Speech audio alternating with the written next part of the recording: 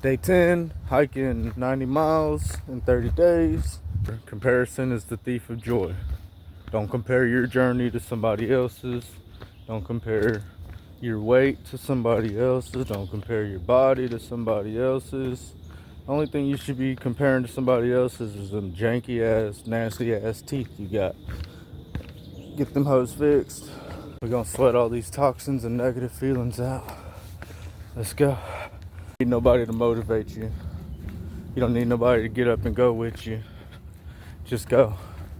Stay 10. I'm out here, I'm getting it. I've had plenty of people say, oh, I'm gonna go tomorrow when you go. Oh, let me know when you go on a Saturday. Ain't nobody showed up. Do it for you. Are you doing this because it's true to you, or so they approve of you? I'd rather you love me for who I am than what I do, because once I stop doing what I do, you ain't gonna love me no more.